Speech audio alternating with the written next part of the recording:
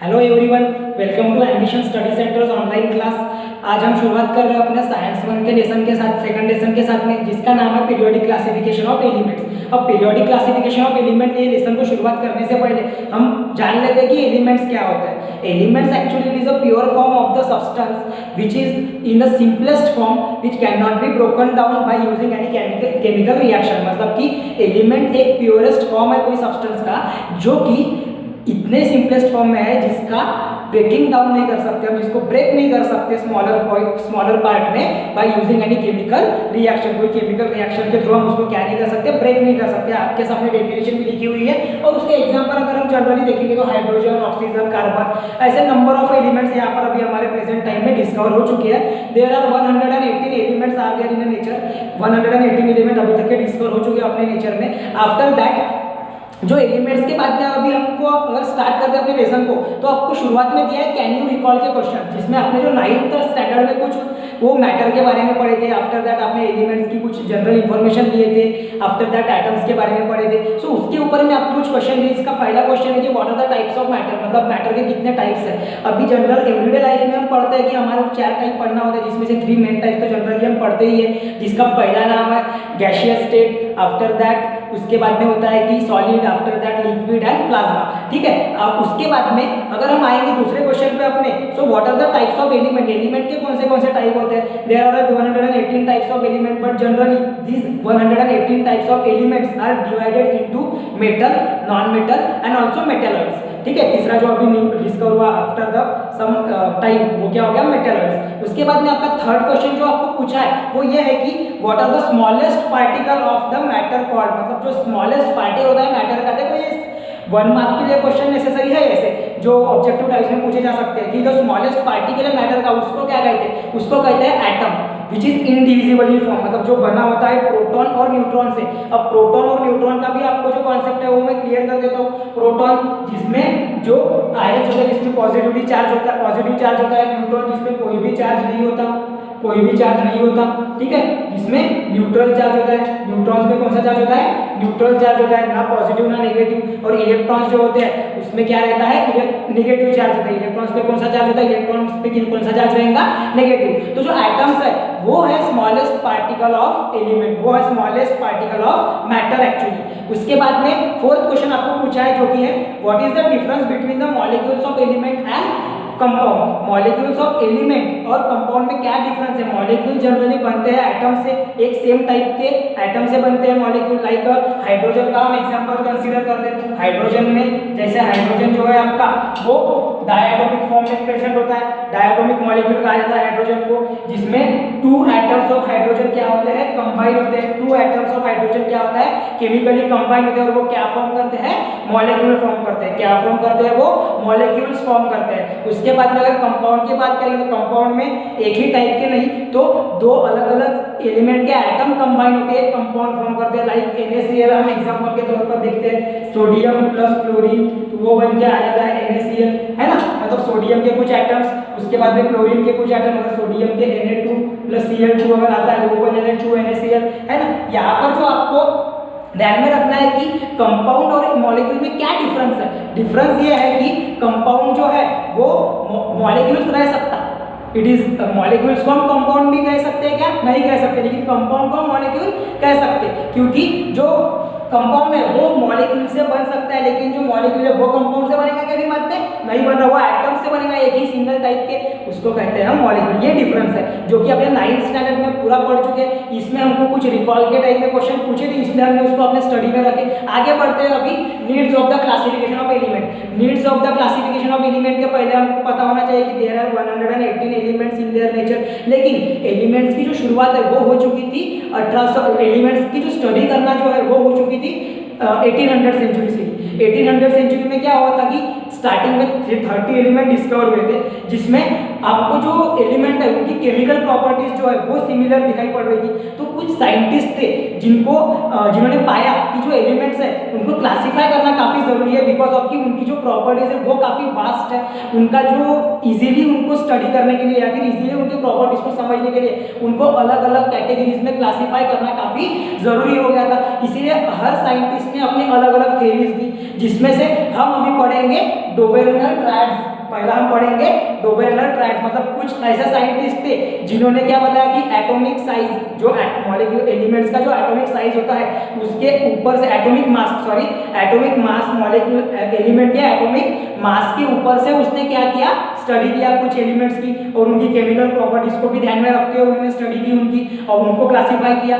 कुछ एलिमेंट्स जो कुछ पीरियोडिक टेबल जैसे जो थ्योरीज है वहाँ पे देखा गया कि जो एटॉमिक नंबर के अकॉर्डिंग उन एलिमेंट्स को क्लासिफाई किया गया। लेकिन स्टार्टिंग में जो सबसे पहली थ्योरी दी गई थी क्लासिफिकेशन ऑफ एलिमेंट के ऊपर में, जो कि पहले 30 एलिमेंट के ऊपर में थी, वो थी डोबेरेनर ट्रायड्स की, जो कि थी 1817 में डोबेरेनस ने लिया था। अब ट्रायड मींस व्हाट, सबसे पहले ट्रायड जान लेना काफी जरूरी होता है। देखो ट्रायड का मीनिंग होता है द ग्रुप ऑफ 3।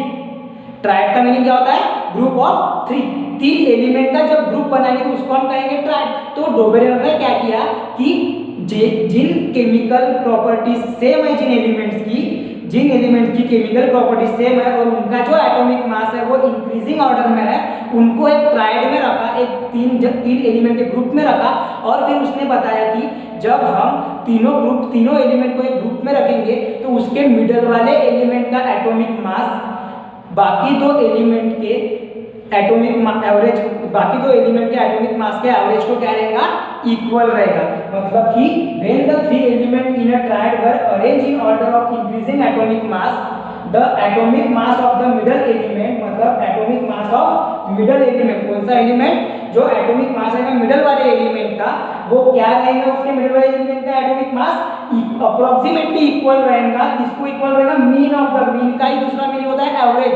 आपने मैथ्स में पढ़े 9th स्टैंडर्ड में, मीन का मीनिंग होता है एवरेज। एवरेज रहेगा, किसका एवरेज रहेगा, वो atomic mass of the other 2 element, atomic mass of the other 2 element. For example हम अगर कंसीडर करेंगे तो देखते हैं हम सोडियम, उसके पहले लेते हैं लिथियम, सोडियम और पोटेशियम। मतलब इन तीनों का डोबेरेनर ने क्या बनाया, ट्रायड बनाया। अब इन तीनों का जब उसने ट्रायड बनाया तो यहाँ पर क्या हुआ कि लिथियम का जो एटॉमिक मास था वो था 6.9, सोडियम का था 23.0 और पोटेशियम का था 39.1 एटॉमिक मास। और according to the rule of law of Dobereiner triads के लॉ के अकॉर्डिंग क्या बोला है उसने कि Na इक्वल टू, मतलब atomic mass of middle element, और मिडल में कौन सा एलिमेंट है आपका, सोडियम। तो हम सोडियम ले लेंगे। Atomic mass of sodium equal to क्या रहेगा, average of atomic mass of, ऐसा लिखेंगे हम, atomic mass of lithium plus atomic mass of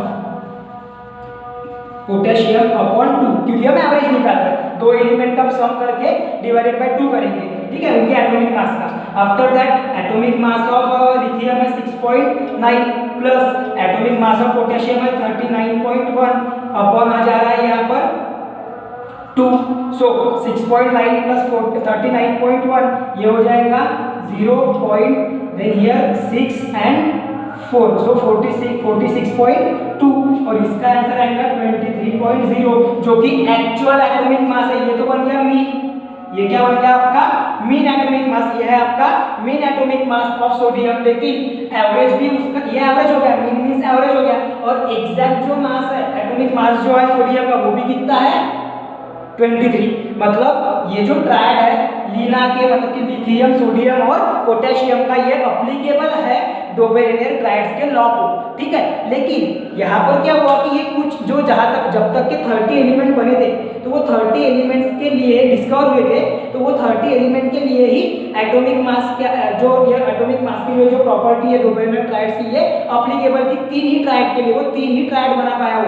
आपके टेक्स्ट बुक में वो पूरा दिया है आपको, एग्जाम्पल भी मैंने आपको समझा दिया। आपको 2 और एग्जाम्पल या फिर कोई भी एलिमेंट जिनका एटॉमिक मास आपको लेना है, उसके बाद में उनके एटॉमिक मास में मिडल वाले एलिमेंट का जो एटॉमिक मास है उसको कंपेयर करना है, दोनों पहले और लास्ट वाले एलिमेंट के एटॉमिक मास का एवरेज निकाल के, और देखना है कि वो इक्वल आ रहा है या नहीं। अगर इक्वल आ रहा है तो वो किसको फॉलो करेगा, डोबेरेनर ट्रायड्स को फॉलो करेगा, उस रूल को फॉलो करेगा, और नहीं आ रहा है मतलब it does not applicable for the Dobereiner triads, ठीक है। और आपके जानकारी के लिए बता दूं कि उसने 3 ही ऐसे ग्रुप बना पाया डोबेरेनर, जो कि वो एलिमेंट्स क्या करते हैं, डोबेरेनर ट्रायड्स के लॉ को फॉलो करते हैं। बाकी उनसे पहले जो एलिमेंट्स होंगे वो उसको फॉलो कर रहे थे क्या, नहीं कर रहे थे। तो उसकी लिमिटेशन क्या आएंगी डोबेरेनर ट्रायड्स की, पहली रहेंगी कि वो सिर्फ 3 ही ट्रायड बना पाया, और अगर उसने बनाया भी, अगर दूसरे ट्रायड्स अगर हम बनाते हैं जिनका एटॉमिक मास अगर क्या आता है, जिनका एटॉमिक मास डिफरेंट है, इंक्रीजिंग ऑर्डर में है, लेकिन उनका जो मीन है वो इक्वल नहीं आ रहा था, मतलब डोबेरेनर ट्रायड्स टोटली क्या था, फेल हो गया था for the classification of element. I hope आपको यहाँ तक के समझ में आ गया होगा, यहाँ तक के पूरा आप स्क्रीनशॉट ले लो, और अगर कुछ डाउट रहे तो आप कमेंट सेक्शन में कमेंट पूछ सकते हो।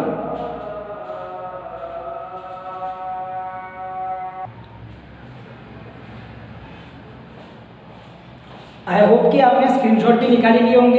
उसके बाद में हम बढ़ते हैं अपने अगले क्लासिफिकेशन की ओर। देखो आफ्टर डोबेरेनर ट्रायड्स क्या हुआ कि उसकी थ्योरी तो फेल हो गई, उसके बाद में कुछ समय बाद आफ्टर सम टाइम न्यूलैंड्स इस नाम के साइंटिस्ट ने अपनी कुछ theory the classification of element के ऊपर में। उसकी थ्योरी भी बेस्ड ऑन थी increasing order of atomic masses of the element, और दूसरी चीज उसने उसमें ऐड ऑन किया था कि जो ये क्लासिफिकेशन होता है एलिमेंट का, ये होगा एक्चुअली द ऑक्टेव्स के फॉर्म में, मतलब कि जिस तरीके से म्यूजिक के नोट्स में ऑक्टेव्स पाए जाते हैं, जिसको हम अपने इंडियन कल्चर में सप्तक भी कहते हैं, लाइक सारे गामा पा, तो उसके अकॉर्डिंग कैसा होता है कि जो पहला जो नोट है वो आफ्टर 7th नोट, हर 8वां नोट क्या होता है, रिपीट होता है।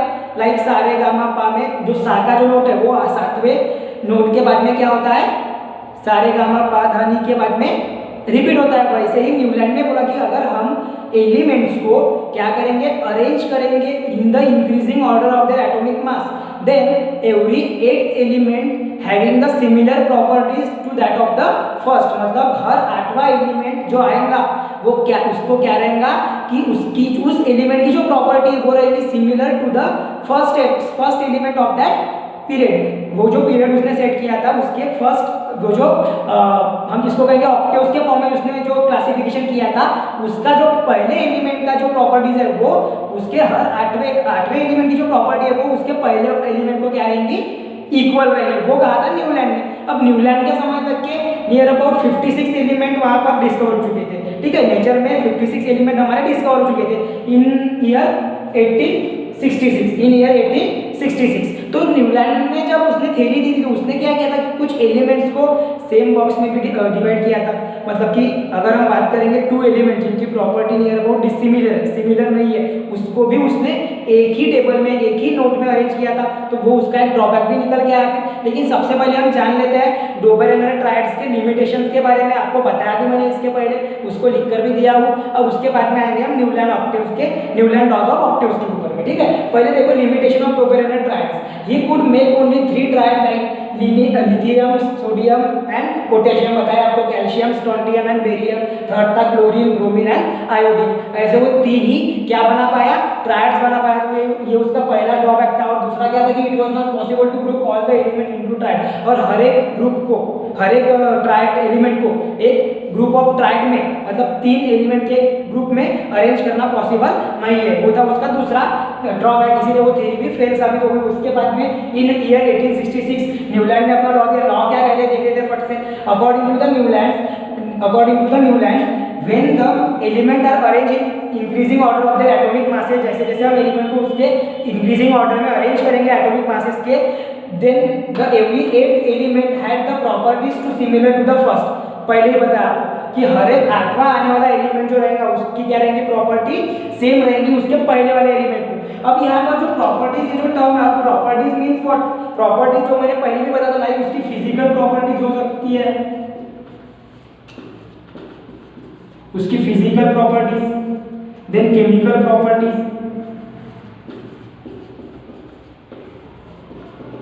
उसकी physical properties, chemical properties, electropositivity, electronegativity, ये सारी चीजें जो है वो क्या रहेंगी, पहले वाले एलिमेंट को क्या रहेंगी, सेम रहेंगी, सिमिलर रहेंगी, ये उसने बोला था। अब अगर हम उसको आपके टेक्स्ट बुक में वो जो क्लासिफिकेशन वो दिया है, अगर आपको अगर दिख रहा होगा बराबर से वीडियो में, तो आप देख पा रहे होंगे कि जो ये जो म्यूजिकल नोट्स है जो कि वेस्टर्न कल्चर में बोला जाता है डू रे मी फा सो ला टी, इस प्रकार से उसने 7 जो नोट्स है उसके अकॉर्डिंग उसका क्या किया था, क्लासिफिकेशन किया था, जिसमें उसने स्टार्ट किया था हाइड्रोजन के साथ में, उसको सबसे लाइटेस्ट एलिमेंट के तौर पे उसने कंसीडर किया था। और हाइड्रोजन के साथ में शुरुआत करते देखो hydrogen, lithium, barium, boron, carbon, nitrogen, oxygen, उसके बाद में फिर से उसने एक ही नोट में रखा जिसमें fluorine, sodium, magnesium, aluminium, silicon, phosphorus and sulphur. ठीक है, तो यहाँ पर अगर न्यूलैंड ऑक्टेव्स को अगर लगाते हैं तो उसमें क्या देखा गया था कि न्यूलैंड के लॉ के अकॉर्डिंग क्या बोला गया था कि जो ये लिथियम और सोडियम को हम अगर कंपेयर करेंगे, लिथियम और सोडियम को अगर कंपेयर करेंगे तो लिथियम का जो रैंक है ऑक्टेव्स में वो आता है 2, लिथियम का जो रैंक है ऑक्टेव्स में वो आता है 2 और सोडियम का आता है वहां पे 8। सोडियम का क्या आ रहा है, सोडियम का क्या आ रहा है 9, सोडियम का आ रहा है उस ऑक्टेव में 9। तो यहाँ पर according to the law of octaves क्या होंगी, लिथियम और सोडियम इनकी जो प्रॉपर्टीज है ये क्या रहेंगी, सिमिलर रहेंगे, क्योंकि according to the Newland laws of octaves every 8 element having the similar properties then that of the first. मतलब कि हर 8वें एलिमेंट का जो प्रॉपर्टी है, केमिकल प्रॉपर्टीज हो सकती है, फिजिकल प्रॉपर्टीज हो सकती है, वो क्या रहेंगी, सिमिलर रहेंगी। किसको सिमिलर रहेंगी, लिथियम के केमिकल या फिजिकल प्रॉपर्टीज को क्या रहेंगी, सिमिलर रहेंगी। यही बोला है वहां पर किसने, न्यूलैंड लॉज ऑफ ऑक्टेव्स ने। अब न्यूलैंड लॉज ऑफ ऑक्टेव्स ने ये तो बोल दिया कि हर 8वां एलिमेंट जो आएगा according to the octaves rule वो रहेगा सिमिलर उसके पहले वाले एलिमेंट को, लेकिन ये हर एलिमेंट को वो प्रॉपरली एडजस्ट नहीं हो रहा था। मतलब ये जो लॉ है ये अप टू कैल्शियम आप टेक्स्ट बुक रेफर कर सकते हो, अप टू कैल्शियम आपको जो ये दिखेंगे वो लॉ फॉलो हो रहा है। मतलब मैग्नीशियम और कैल्शियम की प्रॉपर्टीज नियर अबाउट सेम आएंगी, लेकिन आफ्टर दैट जब हम बढ़ेंगे आगे में क्रोमियम की ओर तो वहां पर एल्यूमिनियम और क्रोमियम की जो प्रॉपर्टीज है वो क्या नहीं होंगी, सिमिलर नहीं आएंगी। उनकी जो प्रॉपर्टीज में जो डिफरेंस है वो आते जाएगा। मतलब यहाँ पर से न्यूलैंड लॉज ऑफ ऑक्टेव्स का जो रूल है वो क्या हो जाता है, ब्रेक हो जाता है, वो अप्लीकेबल नहीं रहता। उसके बाद में दूसरी चीज क्या किया था न्यूलैंड ने कि उसने एक ही नोट में, लाइक जो पहला नोट है उसका डो का, उसमें उसने क्या किया था, कोबाल्ट और निकेल दोनों को भी उसने एक ही नोट में क्या कर दिया था, रिसेंबल कर दिया था, उसको प्लेसिंग पोजीशन उसकी दे दी थी कोबाल्ट और निकेल की। लेकिन दोनों भी एलिमेंट अपने प्रॉपर्टीज में अलग अलग है, दोनों की जो प्रॉपर्टीज है वो उतनी सेम नहीं है, उनका ऑटोमिक मास एक्चुअली सेम नहीं है। क्योंकि देखो उसने क्या किया था, इंक्रीजिंग ऑटोमिक मास के अकॉर्डिंग उसका अरेंजमेंट किया था, लेकिन जो कोबाल्ट और निकेल इनका एटॉमिक मास है ये क्या है, डिफरेंट है और उनकी प्रॉपर्टीज भी डिफरेंट है। इस वजह से वो जो है वो एक नोट में नहीं आ सके, तो वो उसका दूसरा ड्रॉबैक निकल गया। और तीसरी चीज उसने क्या किया था कि जो एलिमेंट है अप टू 56 एलिमेंट तब तक के डिस्कवर हुए थे, अप टू 1866। तो उसके बाद में उसने ये प्रूव किया था कि इसने वो बोला था न्यूलैंड ने, आफ्टर दैट कोई भी एलिमेंट डिस्कवर नहीं होगा, तो उसके लिए उसने अपने ऑक्टेव्स रूल में प्लेस नहीं छोड़ा था, गैप्स नहीं छोड़ी थी कि अगर न्यूली डिस्कवर्ड एलिमेंट हुए तो उनको पोजीशन कहाँ पर दी जाए, ये अभी तब तक के प्रूफ नहीं हुआ था। उनके लिए क्या जगह रहेगी वो प्रूफ नहीं हुआ था।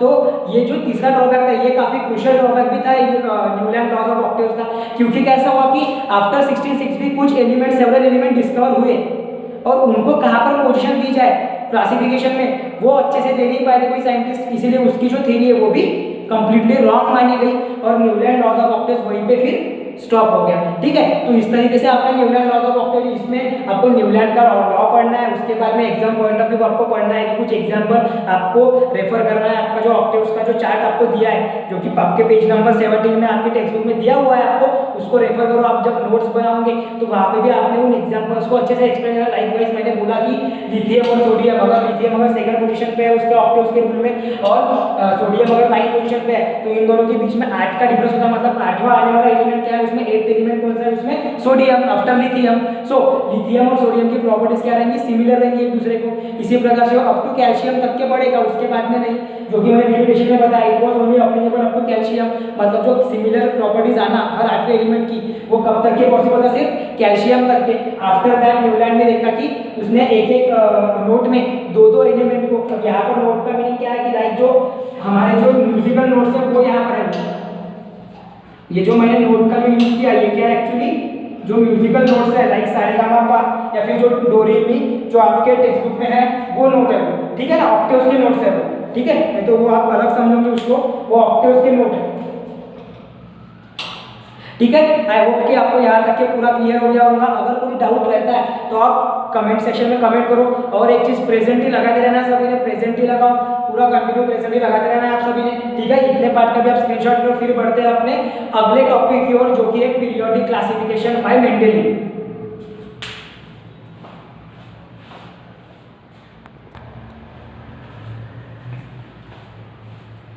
चलो, तो अभी न्यूलैंड ऑक्टेव्स के बारे में आपने पढ़े। इसके बाद में अभी हम जाएंगे पीरियोडिक टेबल की ओर। देखो, after Dobereiner triads and Newland laws of octaves, जो तीसरी थ्योरी क्लासिफिकेशन ऑफ एलिमेंट पे दी गई थी वो थी मेंडेलियस पीरियोडिक टेबल। लेकिन पीरियोडिक टेबल ये टर्म आपको पहले समझना काफी जरूरी है। Means periodic table means what, क्या होता है एक्चुअली पीरियोडिक टेबल। देखो, पीरियोडिक ये वर्ड का मीनिंग ये होता है कि सर्टेन इंटरवल ऑफ टाइम के बाद में कोई चीज का रिपीट होना। ठीक है, मतलब कोई समय के बाद में बोलो या कोई पर्टिकुलर इंटरवल के बाद में कोई चीज का क्या होना, किसी चीज का रिपीट होना। और वही पीरियोडिक टेबल में भी वही कॉन्सेप्ट यूज किया गया। देखते हैं अपन। देखो, periodic table is a chart of a element. Periodic table एक ऐसा चार्ट है, एलिमेंट्स का चार्ट है, क्योंकि अभी हम यहाँ पर एलिमेंट्स के बारे में स्टडी करें तो वही आएगा। उसके बाद ये prepared in such a way that the, ऐसे तरीके से उसको बनाया गया कि element having similar properties occur in the same vertical column, that is known as the vertical column.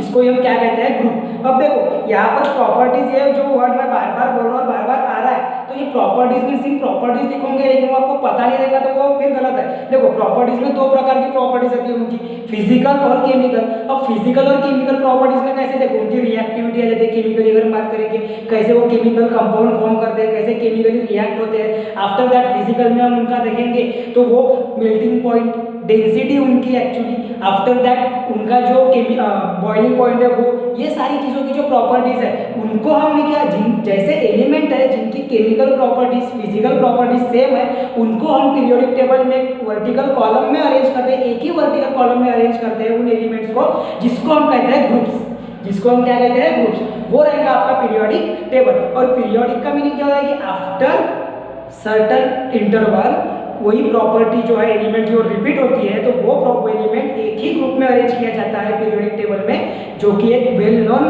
Classification और माना गया क्लासिफिकेशन है किसका, एलिमेंट्स का। क्योंकि न्यूलैंड और डोबेरेनेर इन दोनों ने जो क्लासिफिकेशन दिया था वो फेलियर साबित हुआ था, वो प्रॉपरली एलिमेंट को क्लासिफाई नहीं कर पाए थे। लेकिन बिफोर मॉडर्न पीरियोडिक टेबल, मेंडेलियस का जो पीरियोडिक टेबल है वो काफी हद तक के सक्सेसफुल रहा था, हम जिसको बोलेंगे। मतलब मेंडेलियस के पीरियोडिक टेबल के, जब मेंडेलियस ने अपना पीरियोडिक टेबल दिया तब देयर वर 63, कितने 63 एलिमेंट्स तब तक के डिस्कवर हुए थे। मतलब ये 63 एलिमेंट डिस्कवर होते बराबर जो न्यूलैंड ने बोला था कि 56 एलिमेंट ही रहेंगे नेचर में, वो पहला रूल उसका जो है, वो पहला जो अजम्पशन था न्यूलैंड का, वो क्या हो गया, वहां पे खत्म हो गया, वो गायब हो गया वहां से। दूसरी चीज न्यूलैंड ने क्या, मेंडेलियस ने क्या किया फिर कि इनके जो एलिमेंट के एटॉमिक मासेस है, एलिमेंट के एटॉमिक मास, उनको उसने as a fundamental property use किया। मतलब कि उनका जो अरेंजमेंट है उसमें उनका दूसरा क्या कंसीडरेशन था, उसका एटॉमिक मास। मतलब पहला तो ये था कि उसने 63 एलिमेंट को अरेंज किया इन the form of tabular form. उसके बाद में दूसरा क्या था कि एटॉमिक मास जो है एलिमेंट का, एटॉमिक मासेस ऑफ एलिमेंट्स, ये उसने कंसीडर किया। मतलब उसने क्या किया कि इंक्रीजिंग ऑर्डर में अरेंज किया किसको, एलिमेंट को, और उसका फिर क्लासिफाई करता गया। तीसरा पॉइंट उसने क्या कंसीडर किया कि उनकी फिजिकल एंड केमिकल प्रॉपर्टीज। मतलब मेंडेलियस ने क्या किया कि एटॉमिक मास को एलिमेंट का कंसीडर किया ही किया। मतलब उसने ये देखा कि according to the increasing atomic mass हम क्या करेंगे और उनके ऑर्डर में एलिमेंट को क्लासिफाई करेंगे। आफ्टर दैट उसने क्या ध्यान में रखा कि physical and chemical properties of element, मतलब उनकी melting point, boiling point, after that density, ये फिजिकल प्रॉपर्टीज हो गई। केमिकल प्रॉपर्टीज की अगर हम बात करेंगे तो केमिकल प्रॉपर्टीज में आ जाएगा उनके हाइड्राइड्स और ऑक्साइड। यहाँ पर उसने जो ध्यान में रखा कि उसने क्या किया कि जो एलिमेंट है उनका जब हम केमिकल रिएक्शन करेंगे हाइड्रोजन और ऑक्सीजन के साथ में, क्योंकि हाइड्रोजन और ऑक्सीजन नेचर में हाईली रिएक्टिव एलिमेंट्स हैं। हाइड्रोजन और ऑक्सीजन मतलब जल्दी से रिएक्ट हो जाते हैं किसी के भी साथ में, इसीलिए उसने क्या बोला कि हाइड्राइड और ऑक्साइड को फॉर्म करेगा दूसरे एलिमेंट के साथ में रिएक्ट होके। तो दूसरा जो केमिकल प्रॉपर्टीज अगर उसने ध्यान में रखा तो जिन एलिमेंट के हाइड्राइड्स और ऑक्साइड सेम है उसको भी उसने ध्यान में रखा और उसके अकॉर्डिंग उसका क्या किया, क्लासिफिकेशन किया एलिमेंट का। तो ये तीसरा हो गया। इन तीनों को ध्यान में रख के उसने एक पीरियोडिक टेबल उसने तैयार किया जिसको उसने नाम दिया मेंडेलीव पीरियोडिक लॉ। इसको उसने नाम दिया फिर मेंडेलीव पीरियोडिक लॉ और उस नाम से उसको जाना गया। अब देखो मेंडेलीव पीरियोडिक लॉ के जो स्टेटमेंट है वो क्या कहता है, properties of element are periodic function of their atomic masses. वही है पीरियोडिक का मीनिंग आपको मैंने क्लियर किया कि after certain interval of time जो प्रॉपर्टीज है किनकी, एलिमेंट की, फिर वो चाहे दोनों भी हो सकती है, फिजिकल भी हो सकती है और केमिकल भी हो सकती है, दोनों प्रॉपर्टीज क्या होंगी, पीरियोडिक रहेंगी, मतलब इंटरवल ऑफ टाइम के बाद में रिपीट होंगी।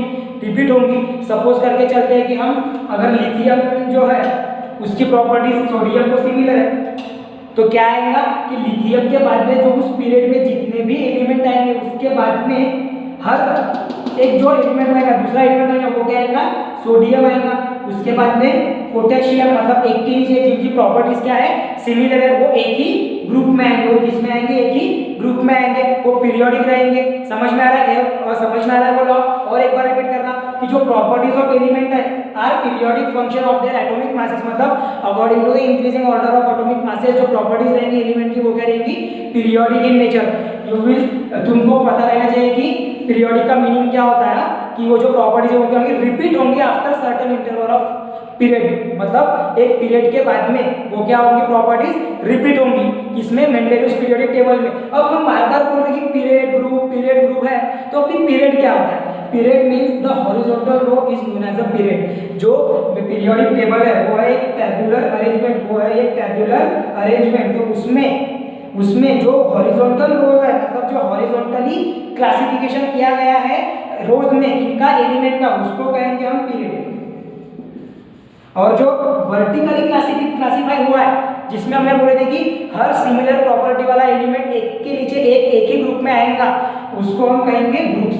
उसको हम क्या कहेंगे, groups. The vertical column called as a group and the horizontal row called as a period. समझ में आया यहाँ तक के?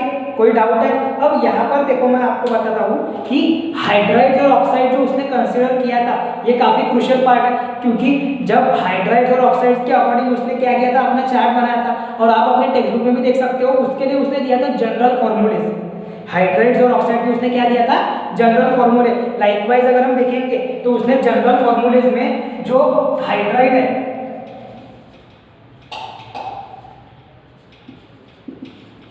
उनके लिए दिया था RH, RH2, R2H, है ना, R2H2, R2H, R2H3, ऐसे टाइप में उसे क्या था, जनरल फॉर्मूला फॉर हाइड्राइड। और ऑक्साइड्स के लिए भी उसने जनरल फॉर्मूले दिया था कि ऑक्साइड्स कैसे बनाएगा कोई भी एलिमेंट,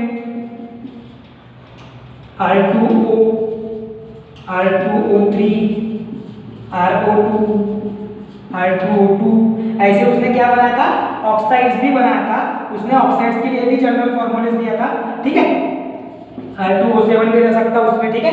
ये जो है ना, ये उसने पूरे के पूरे क्या दिया था, जनरल फॉर्मूलेज दिया था, किसके लिए, हाइड्राइड्स और ऑक्साइड के लिए।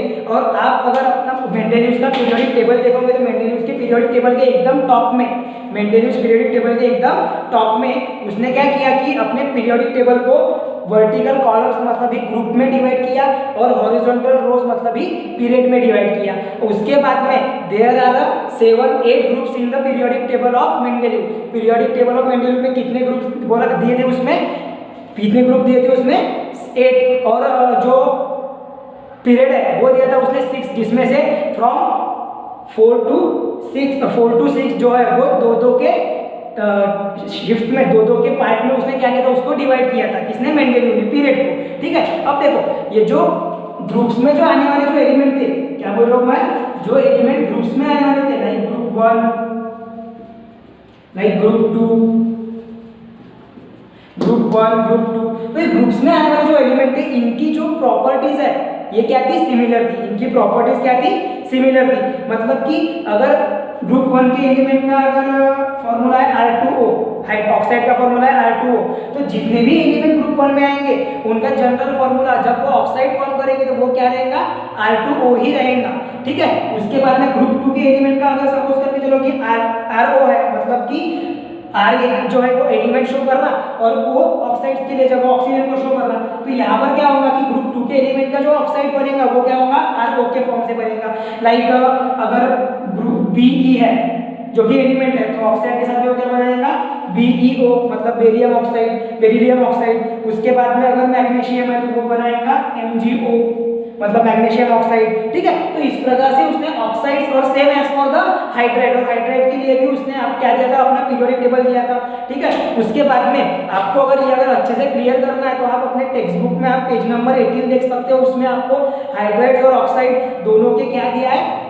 जनरल फॉर्मूलेस दिए हैं, दोनों भी इसके लिए जनरल फॉर्मूलेस दिए हैं, जिसमें से आपको क्लियर हो जाएगा कि कौन से ग्रुप के एलिमेंट ऑक्साइड्स बनाएंगे और कौन से ग्रुप के एलिमेंट हाइड्राइड्स बनाएंगे। आपके टेक्स्ट बुक्स में अगर आपको दिख पा रहा होगा तो मैं दिखा देता हूँ। इसमें देखो ग्रुप 1 में जो है वो I2 मतलब यहाँ पर ऑक्साइड बना रहे हैं, ये जो जितने भी एलिमेंट है ग्रुप 1 के वो ऑक्साइड्स तैयार कर रहे हैं, ग्रुप 2 में भी सेम ऑक्साइड तैयार कर रहे हैं, ग्रुप 3 के भी ऑक्साइड, जिनका जनरल फॉर्मूला डिफरेंट है, जिनका जनरल फॉर्मूला डिफरेंट है, सभी जो अपने टेक्स्ट बुक देखेंगे। उसके बाद में ग्रुप 4 के जो एलिमेंट है वहां पर ऑक्साइड भी बना सकते हैं वो, और हाइड्राइड्स भी बना सकते हैं वो, ऑक्साइड्स भी बना सकते हैं और हाइड्राइड भी बना सकते हैं वो। देखो यहाँ पर ऑक्साइड्स के लिए जो जनरल फॉर्मूला है वो है RO2 और हाइड्राइड्स के लिए जनरल फॉर्मूला है RH4।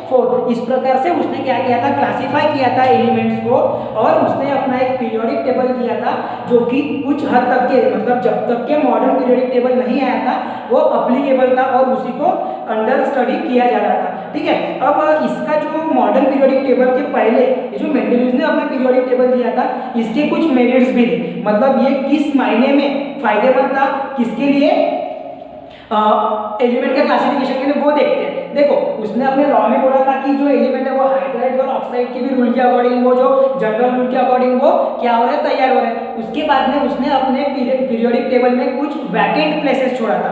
वैकेंट का मीनिंग होता है गैप्स, खाली प्लेसेस, रिक्त जगह अपन म्हणतो, जो खाली प्लेसेस हम जो बोल रहे हैं वो छोड़ा था उसने, ताकि उसको पहले से ही प्रेडिक्ट था कि अगर इन फ्यूचर कुछ नए एलिमेंट अगर डिस्कवर होंगे तो उनको प्रॉपरली जगह मिल सके, पोजीशनिंग उनकी हो सके पीरियोडिक टेबल में without disturbing the exist order of element. मतलब जो पहले से ही एग्जिस्ट किया गया था, पहले से ही बनाया गया ऑर्डर था एलिमेंट का, उसको डिस्टर्ब किए बिना नए एलिमेंट को जो बाद में फिर डिस्कवर होने वाले थे उसको उसने पहले ही उनके लिए जगह छोड़ दी थी अपने पीरियोडिक टेबल में। इसीलिए आप अगर पीरियोडिक टेबल को स्टडी करते हो तो कुछ कुछ जगह वहां पर खाली छोड़ दी है, उस पर डैश दिया है, तो वो जो प्लेसेस थी वो इसके लिए थी कि बाद में अगर कोई एलिमेंट अगर फ्यूचर में डिस्कवर होता है तो वो एलिमेंट क्या रहेगा उस प्लेस पे हम रख सकते हैं, अगर उनकी केमिकल प्रॉपर्टीज सिमिलर है तो।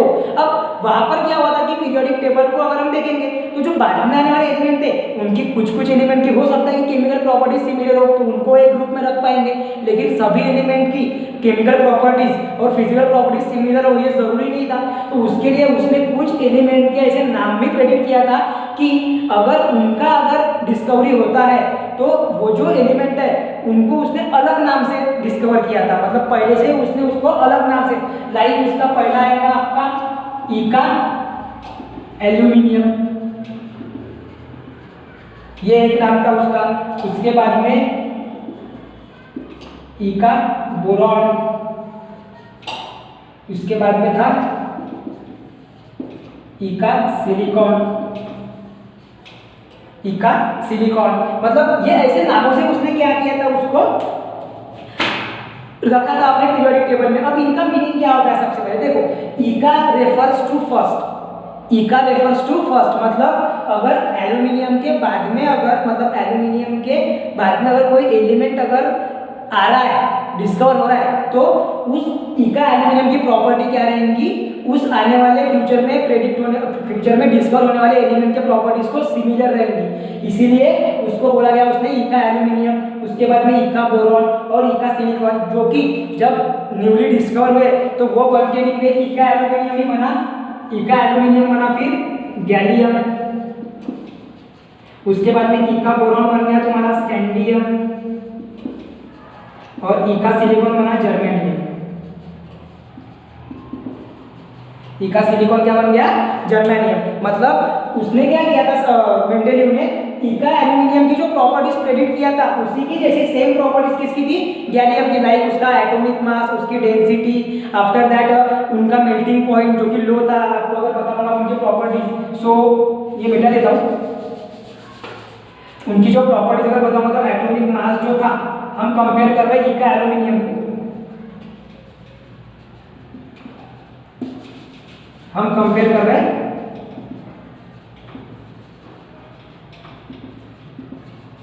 इका एल्यूमिनियम जो कि प्रेडिक्टेड था बाय मेंडेलियव, और दूसरा कंपेयर कर रहे हैं गैलियम। दूसरा किसको कंपेयर कर रहे हैं? गैलियम को, जो कि एक्चुअल है। तो इका एल्यूमिनियम का जो एटॉमिक मास था वो था 68 और एक्चुअल मास उसका 69.7, ठीक है। उसके बाद में उसकी जो डेंसिटी है वो उसने कंसीडर किया था आई थिंक 5.8, और वो जो इसकी है वो थी 5.97 I think, let me check, 5.9 था इसका डेंसिटी प्रेडिक्टेड, और इसका था 5.94, ठीक है। उसके बाद में जो मेल्टिंग पॉइंट था इका एल्यूमिनियम का वो मेंडेलियव ने प्रेडिक्ट किया था लो रहेगा करके, और एक्चुअल जो मेल्टिंग पॉइंट है वो है 30 डिग्री सेल्सियस, जो कि एक्चुअली में लो ही माना जाता है, उसके बाद में उसके ऑक्साइड्स और हाइड्राइड्स के भी बारे में हम लिखेंगे।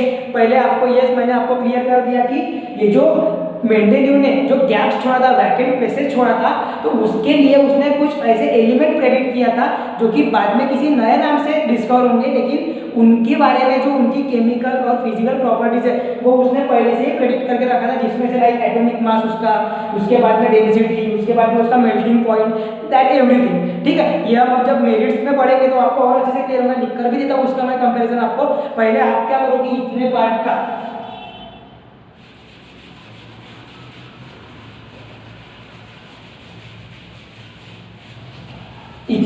आप पहले स्क्रीनशॉट ले लो, उसके बाद में हम इसके मेरिट्स और डीमेरिट्स पे आते हैं मेंडेलियव से।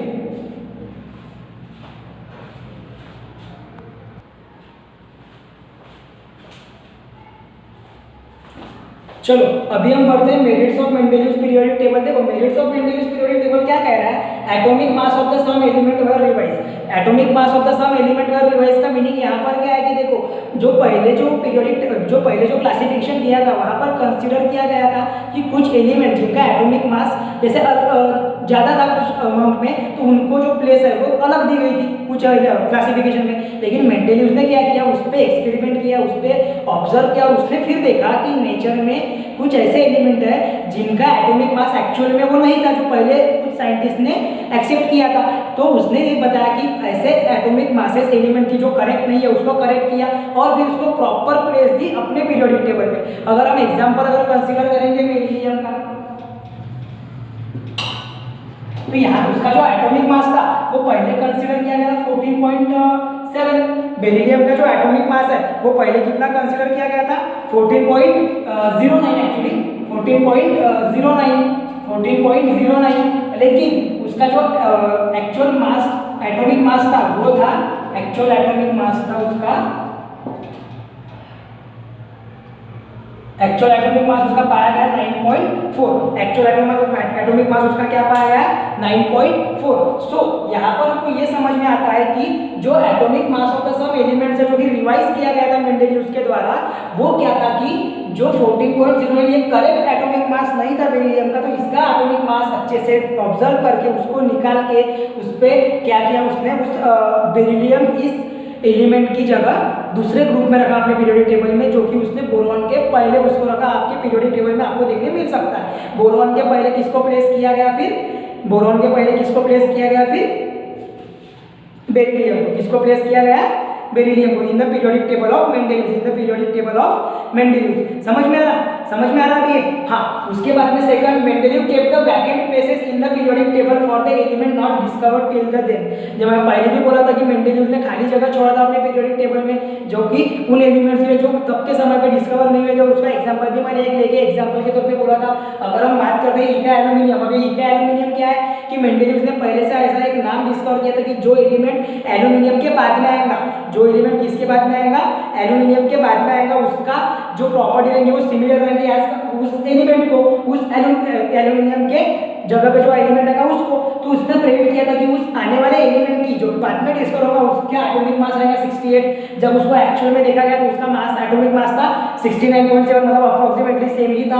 आफ्टर दैट डेंसिटी उसकी थी 5.9 और प्रेडिक्टेड थी ये, और ये थी एक्चुअल 5.94, मतलब वो भी सिमिलर ही है। आफ्टर दैट मेल्टिंग पॉइंट, इसका यूनिट जो है ग्राम सेंटीमीटर क्यूब, ग्राम पर सेंटीमीटर क्यूब। हाँ ठीक है। उसके बाद में मेल्टिंग पॉइंट जो था वो कंसीडर किया था लो बाय द मेंडेलीव, और एक्चुअल मेल्टिंग पॉइंट भी लो ही है, that is 30.2 degree Celsius.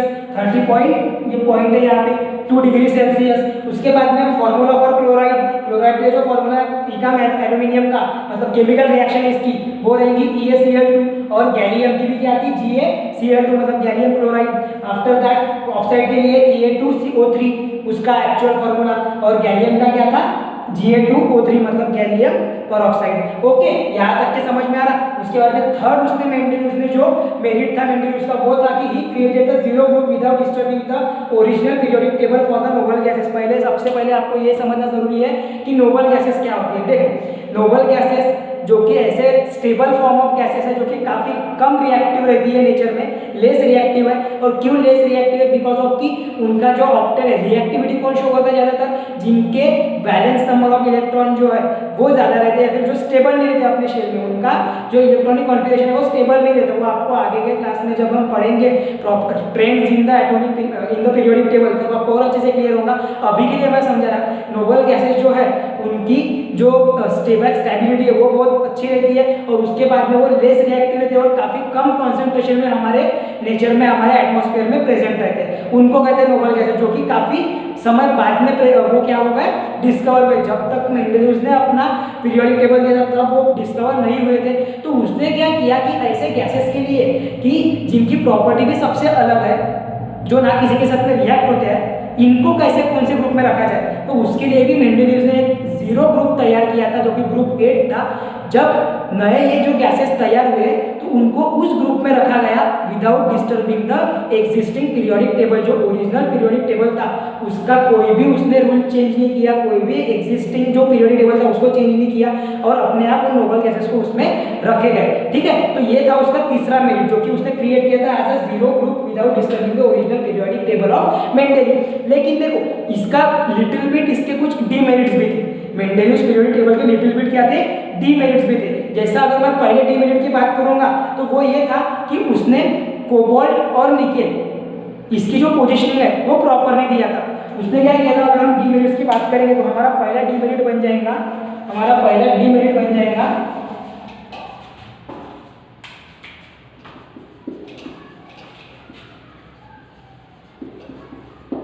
Demerits में पहला रहेगा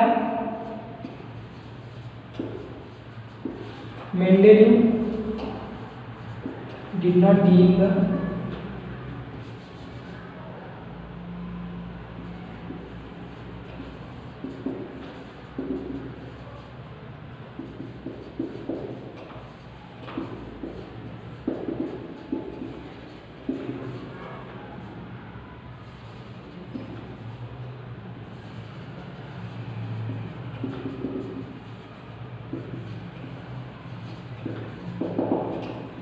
कोबाल्ट और निकल को प्रॉपर पोजीशन नहीं दे पाया था according to increasing order of atomic mass. अब देखो ये पॉइंट क्या कहता है कि इसमें क्या हुआ था, मेंडेलिव्स ने जो पीरियोडिक टेबल बनाया था उसमें उसने क्या कंसीडर किया था, कौन सा फैक्टर इन्वॉल्व किया था कि जो एटॉमिक नंबर, एटॉमिक मासेस है एलिमेंट के, वो according to the increasing order of atomic mass उसको अरेंज किया था। मतलब जिन एलिमेंट का एटॉमिक मास कम है उसको पहले, और जिन एलिमेंट का एटॉमिक मास ज्यादा है उनको बाद में। लेकिन कोबाल्ट और निकल के केस में वैसा नहीं हुआ। कोबाल्ट और निकल के केस में क्या किया उसने कि कोबाल्ट को पहले रखा और उसके बाद में निकल को रखा। लेकिन कोबाल्ट का जो एटॉमिक मास है ये है 58.9 और निकेल का जो एटॉमिक मास है वो है 58.7। तो according to rule of increasing atomic mass 58.7 जो है वो पहले आना चाहिए था और 58.9 बाद में आना चाहिए था। लेकिन मेंडेलिव्स ने ऐसा नहीं किया, तो ये उसका पहला डीमेरिट साबित हुआ। दूसरा डीमेरिट की अगर हम बात करेंगे तो दूसरा जो डीमेरिट था वो था isotopes. Isotopes were not placed in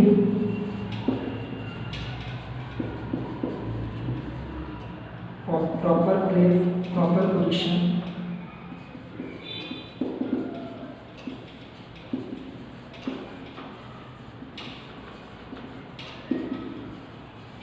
in the periodic table। मतलब कि आइसोटोप्स जो फॉर्म होता है, आइसोटोप्स क्या होता है, देखो आइसोटोप्स की डेफिनेशन होती है कि जिनका एटॉमिक मास अलग अलग है बट एटॉमिक नंबर सेम है। कोई भी एलिमेंट के जो एटम्स जो तैयार करते हैं आइसोटोप, जिनका एटॉमिक मास अलग अलग होता है और atomic number same. For example अगर हम बात करेंगे क्लोरीन की, तो क्लोरीन के दो आइसोटोप्स हम कंसीडर करते हैं, Cl35u और Cl37। तो Cl35u और Cl37 ये दो आइसोटोप्स है क्लोरीन के। तो इसमें क्या हुआ था कि जो Cl35u है ये और Cl37 इन दोनों को उसने प्रॉपर पोजीशन नहीं दिया था उसने, क्योंकि उसका जो रूल, उसका जो पीरियोडिक टेबल है वो किसके ऊपर में बेस्ड है, वो बेस्ड है एटॉमिक मासेस के भी ऊपर में बेस्ड है। केमिकल प्रॉपर्टीज तो उसमें है ही, लेकिन एटॉमिक मासेस के ऊपर में भी वो बेस्ड है। तो जिनका एटॉमिक मास अलग अलग है उनको एक ही टेबल में अरेंज नहीं कर सकते, एक ही ग्रुप में अरेंज नहीं कर सकते, लेकिन मेंडेलियस ने वो किया, मतलब आइसोटोप्स को प्रॉपर पोजीशन वो दे पाया क्या अपने पीरियोडिक टेबल में, नहीं दे पाया। इसीलिए उसने बोला कि isotopes were not placed in the proper position in the periodic table. ये जो मैं डीमेरिट लिख रहा है शॉर्ट में लिख रहा है आपको समझाने के लिए। आपको जब आप नोट्स तैयार करोगे तो आपको आपके टेक्स्ट बुक को रेफर करना है। आपके टेक्स्ट बुक में आपको प्रॉपर पॉइंट्स के थ्रू विद एग्जांपल दिया है, आपको समझाने में मैं पूरा एक्सप्लेन कर दे रहा हूं कि किस प्रकार से हो रहा। आइसोटोप्स क्या होता है वो भी बताया, जिनका एटॉमिक मास डिफरेंट होता है लेकिन एटॉमिक नंबर सेम होता है।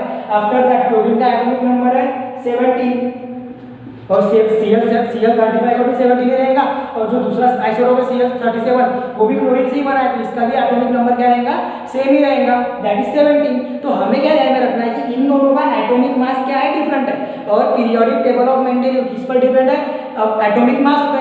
तो यहाँ पर इन दोनों को एक ही ग्रुप में रखना प्रॉपर रह पाएगा क्या, नहीं रह सकता, लेकिन मेंडेलियव ने वो किया, इसीलिए उसका वो भी जो पॉइंट है वो एज अ डीमेरिट निकल के आया किसमें, पीरियोडिक टेबल में मेंडेलियस के। और तीसरा जो डीमेरिट था और जो फाइनल डीमेरिट है वो है hydrogen element does not exist in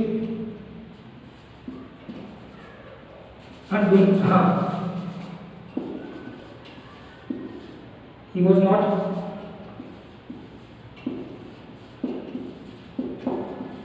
given the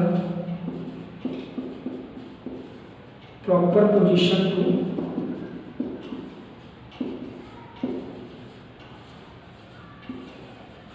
hydrogen. अब मेंडेलियस ने क्या किया कि तीसरा डेमेरिट क्या रखा कि रखा इन द सेंस उसका वो हो गया उसके पीरियोडिक टेबल में कि हाइड्रोजन जो है, हाइड्रोजन ये जो एलिमेंट है जो कि लाइटेस्ट एलिमेंट है पूरे पीरियोडिक टेबल में, उसका पोजीशनिंग वो प्रॉपर नहीं दे पाया। अब ये क्यों ये प्रॉब्लम अराइज हुआ, देखो सबसे पहली चीज थी मेंडेलियस में कि वह मेंडेलियस में हाइड्राइड और ऑक्साइड ये दो बेसिस पे उसने बनाया था, ठीक है। और हाइड्रोजन जो है वो ऑक्सीजन जो हाइड्राइड जो है वो अल्कलाइन मेटल के साथ में भी रिएक्ट होता है, लाइक सोडियम, पोटेशियम।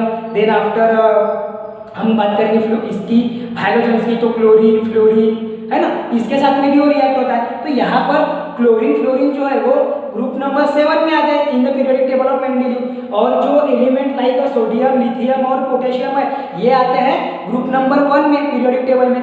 तो मेंडेलियव ने क्या किया था कि हाइड्रोजन को ग्रुप नंबर 1 में भी अरेंज करने की सोचा और ग्रुप नंबर 7 में भी, और वो प्रॉपर पोजीशन दे पाएगा अपने पीरियोडिक टेबल में, नहीं दे पाया। तो वो तीसरा डीमेरिट निकला उसका।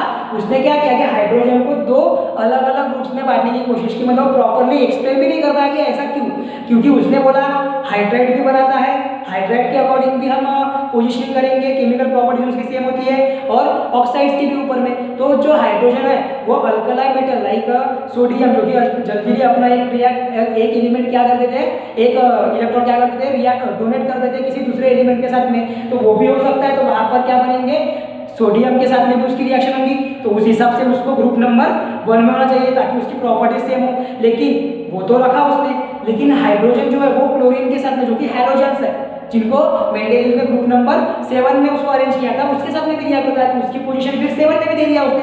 और एक ही एलिमेंट को दो अलग अलग जगह पर प्रॉपर्ली एक ही टाइम पर रख सकते हैं क्या हम, नहीं।